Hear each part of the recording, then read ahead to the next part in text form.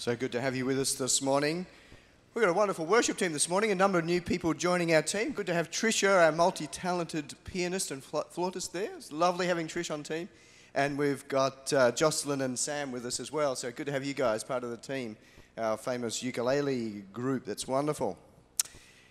Good to have a number of people back with us. I saw Maggie just sneak in the door a little while ago, so good to have you back with us, Maggie. I can't see you, but there she is. Wonderful to have Maggie back from African safari adventure. That's great. We'll find out all that's happening with you. And I think I saw Helen around as well. Great to have you back with us, Helen. I don't know whether you've ever been to a church or a new group of people and found it really difficult to get to know anybody. It's quite a scary thing when you come into a church like this, not like this, but a new group of people, and you don't know anyone. You don't know where you should sit, or you know what's going to happen. When you're going to have to sit or stand or kneel or whatever. You look around and you think, oh, am I dressed okay? Do I fit in here? I don't know who I'm going to talk to at the end of the service. You ever felt anything like that, being a new person at a church? I've been to churches at times and you just feel like, oh, you're just on the edge. Everybody else knows everyone and I just don't fit in. I hope and pray that people never feel like that at Windsor Road. And you know what? It's your job to make sure that they don't. You are all part of the welcome team. I don't know whether Poling's here this morning, but Poling, you've got a much bigger team. Everyone, if you've been here for a week, a month, or a year, or longer, you're part of the welcome team. It's important that we make sure people feel comfortable when they come in. They've got somebody to talk to, that no one slips out the back door without someone saying g'day to them. So I want you to practice this morning. Practice, all right? Now, I know what it's like. I forget people's names. In fact, I'm talking and introducing someone to Juanita, and I forget Juanita's name. It's very embarrassing.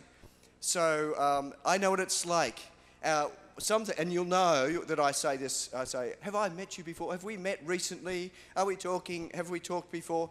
You know, some little phrase when you're greeting someone, just so they don't feel embarrassed, or you don't feel embarrassed if they've been here for 50 years and you've met them 20 times, but it's okay. And things you can talk about. Talk about the tennis. Who's been watching the tennis? I don't know. What happened with Leighton Hewitt last night? Did he win? He won. Oi! So talk about the tennis. Talk about the cricket. Talk about politics. Weather.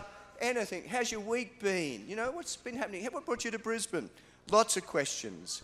This morning, I want you to get up right now and find someone you don't know and say, g'day, it's good to have you part of the community this morning. Can you do that? Say g'day to someone you don't know. Thank you. Just take a couple of minutes to do that.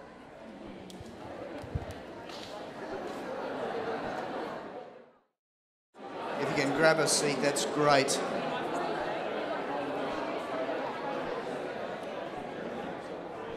I've got another little task for you. The person you met this morning for the first time, I want you to have morning tea with them, all right? That's your task this morning. You've got to have morning tea with someone you don't know. A previous pastor, Windsor Road, used to have what he called the 3-minute rule. That is, after the service, you've got to speak for the first 3 minutes to someone you don't know. Isn't that scary? We always want to catch up with people that we haven't seen for a while or want to talk to. But can you talk with people you don't know? Have a cup of tea with someone and say, hey, it's good to have you here with us. I love that verse from Psalm 103 that we were reading earlier. He renews your youth. You are always young in his presence. Isn't that a great verse? I'll take that to heart this morning. Always young in his presence. Our condolences go out to Dawn Bailey. I don't think Dawn and Ross are with us this morning. Dawn's mother passed away during the week, and the funeral is tomorrow. So remember Dawn and Ross and the family at this difficult time. As you're aware, we're on our summer program, so 9 o'clock church. Most of our program, Life Together groups and things, are in recess. Can you note the members' meeting and AGM will be on the 26th of February. We'll give you more information about that, but 26th of February, AGM and members' meeting.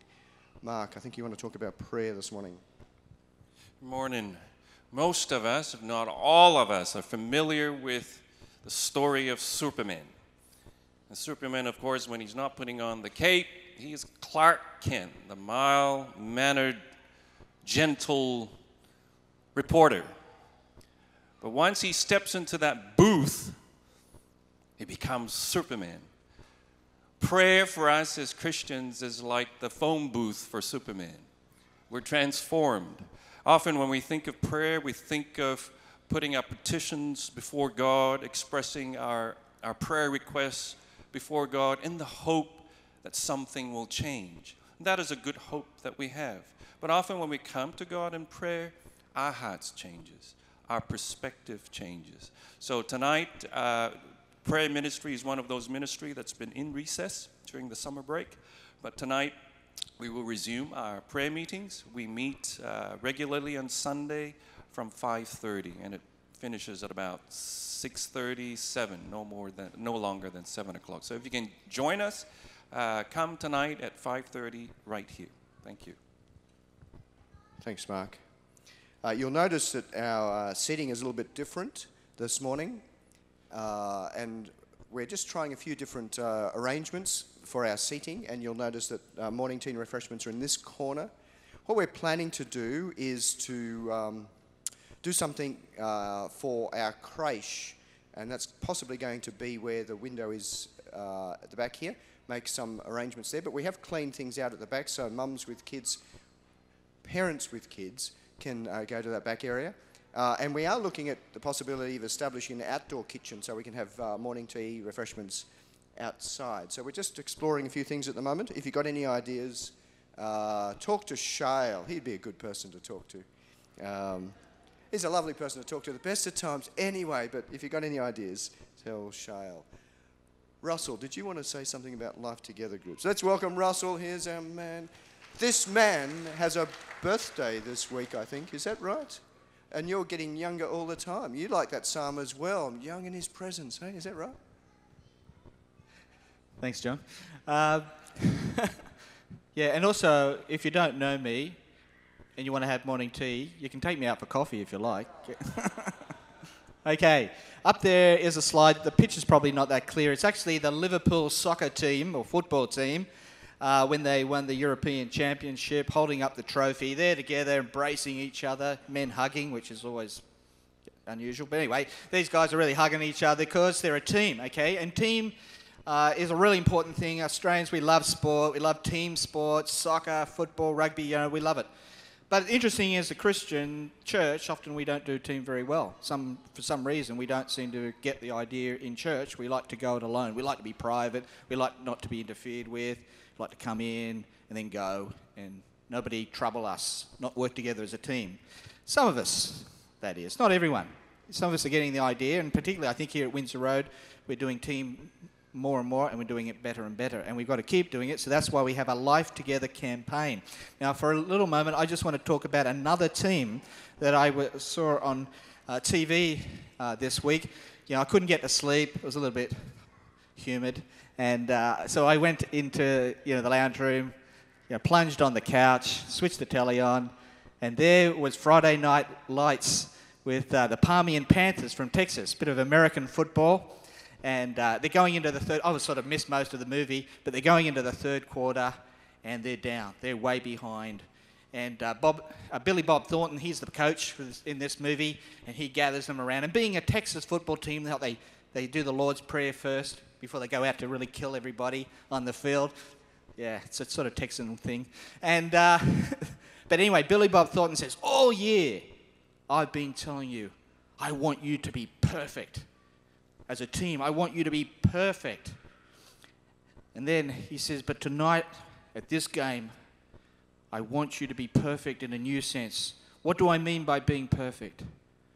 I want every man to look his team in the eye and say to that team member, I did my best for you. Oh, I just broke down in tears. I sobbed. No, I didn't really. But that's what it's about, eh? Like Christianity is really about perfection in that sense. We think of being perfect when Jesus said, you are to be perfect as your Father in heaven is perfect. We think like, never make any mistake, no error. But he's not saying that. He's saying the same thing. It's what we call gospel obedience. all God wants you to do is give your all for the team. To be able to look your church in the eye and say, I gave you my all. That's what Jesus did. He modeled it. It says he loved them to death. He loved them to the end. He showed how much he was there for the whole team by laying down his life. He gave his all. So Life Together is all about you will never walk alone, that we are in it together. Thanks, John. Thanks, Russell. Never give a preacher a microphone. Yeah. Soft-hearted young man that he is. Good. I think that's all. Have I forgotten something? Anyway, you'll work it out. Here's Adele. Thanks, Adele.